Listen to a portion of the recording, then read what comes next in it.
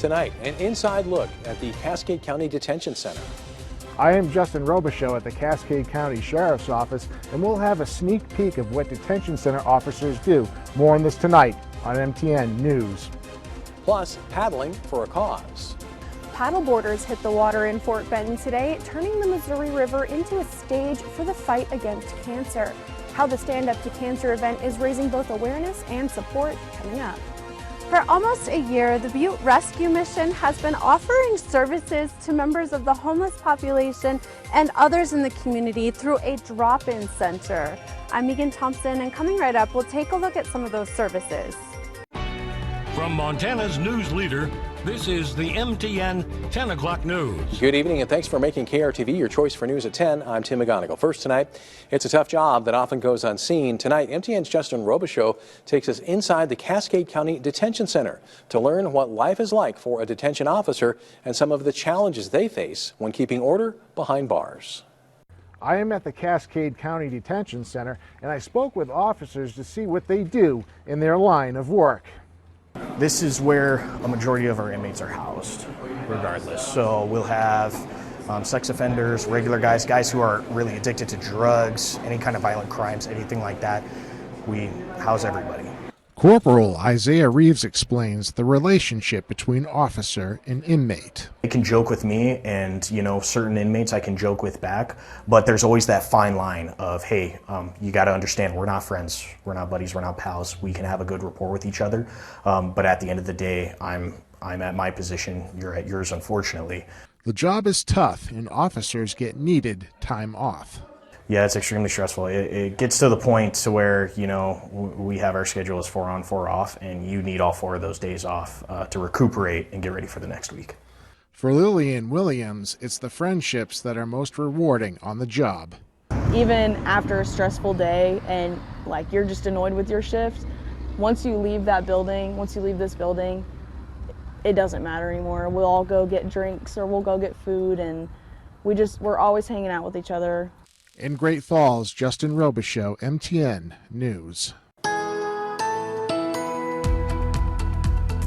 It was a lot cooler today than it has been over the past few days. High temperatures were in the 60s and the 70s in most locations within central and eastern Montana. We topped out at 65 in Great Falls, 62 was the high in Cut Bank, and Havre and Glasgow topped out at 70 degrees. Right now we are in the upper 40s and low to mid 50s, so it is cool outside and it will be chilly overnight tonight. You'll definitely want that jacket tomorrow morning as you head off to work and school. It was very windy today in eastern Montana. We had some gusts over 50 miles per hour. For the rest of us, it was a breezy day, and that wind has since diminished, and we just have a light breeze in most locations right now. It was also hazy again today, and the air quality has been in the moderate or unhealthy for sensitive groups category for most of the day today. It is going to be chilly tonight with lows in the 30s and the low to mid 40s, and some frost is possible, especially along the high line and in the typically colder valleys. And then beautiful weather is in the forecast for tomorrow and this upcoming weekend. And I'll have a look at your 7-day forecast in a few minutes. The Roadhouse Diner announced through a Facebook video this week that notable owners Tara and Jason Beam are passing along the legacy to some longtime employees. It's an icon in Great Falls, the Roadhouse Diner. It was opened in June of 2015, and after 10 years of service, it's being sold to longtime employees from the establishment. Musicians, athletes, and even professional chefs have stopped in at the restaurant over its tenure. And with a new change in staffing, some people are asking, will it remain the icon that it has always been? I've always kind of had a little bit of an understanding of how it was. So I knew one day the question would come. I didn't necessarily think it was coming when it did, but I always knew it would come. And I never knew what I would say, but I said yes.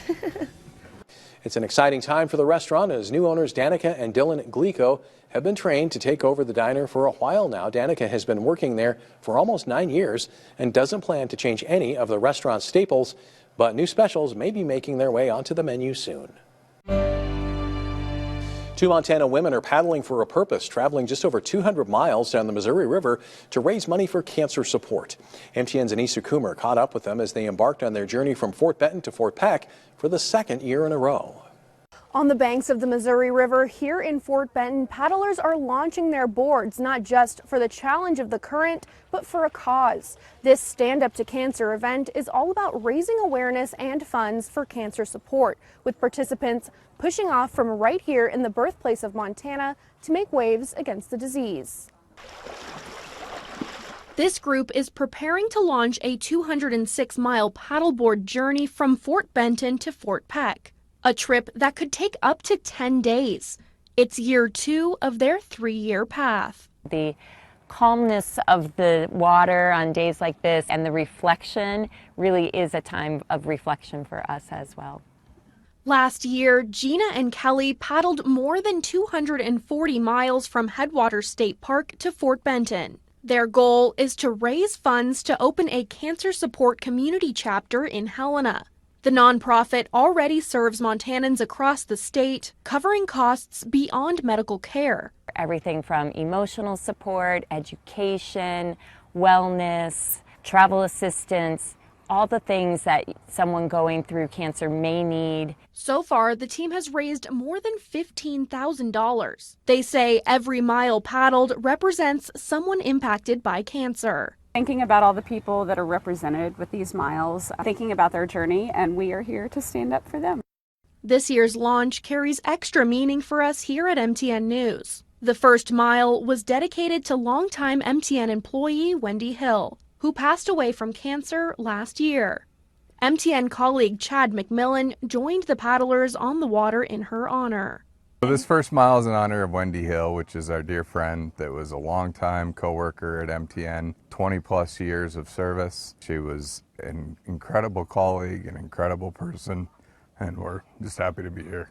The paddlers say they'll carry Wendy's memory and the memory of countless others close to heart, stroke by stroke. To find out how you can sponsor a mile on their journey, visit our website. In Fort Benton, Anissa Coomer, MTN News.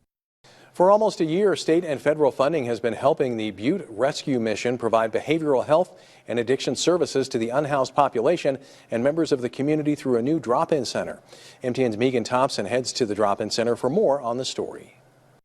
For almost a year, the Butte Rescue Mission has been offering services through their drop-in center to members of the unhoused population as well as members of the community. The goal is to reach people with behavioral health issues as well as addiction issues. I get to help other people. I get to be a present mother, and I never knew that I could love waking up every day and coming to work. Eternity Edwards is a certified peer support specialist for the new drop-in center at the Butte Rescue Mission. She is using her own experience with addiction to help others break free. It's all about lived experience. So I don't have years and years of schooling, but I have years and years of experience that I never knew that I could put to use to something good. Federal funding through a mental health block grant and state funding help the mission utilize staff like Eternity to offer trauma-informed activities that give people tools to change their behaviors. We're really trying to do something in their minds when they're doing art even. Programming has been revamped several times to ensure that it is serving the best needs of our community. Our community needs it so bad. There are so many people that are struggling in their homes or their apartments or their parents' homes with addiction. Misty says providing support can help prevent relapse for those struggling alone with addiction, because without it, you end up going back to that trap house or that dealer. But here at the Butte Rescue Mission, we have our behavioral health drop-in center so that you have an option besides that. The drop-in center is open Monday through Friday. In Butte, Megan Thompson, MTN News. Electricity prices are surging more than twice as fast the rate of inflation. According to the Bureau of Labor Statistics, prices have climbed 5.5% over the past year. One reason for the hike, the power needed for massive data centers that are fueling the artificial intelligence boom. Some areas of the country are seeing much higher price increases, and research shows that about 1 in 6 households are behind on paying their energy bills. 401ks bounced back and did well in the first half of the year. At the end of June, the average 401k reached a record high of more than $137,000. The average balance grew by 4.6% from $131,700 at the end of last year. I'm Tim McGonigal in Great Falls. Coming up, we profile an organization that's serving parents and families of students with disabilities.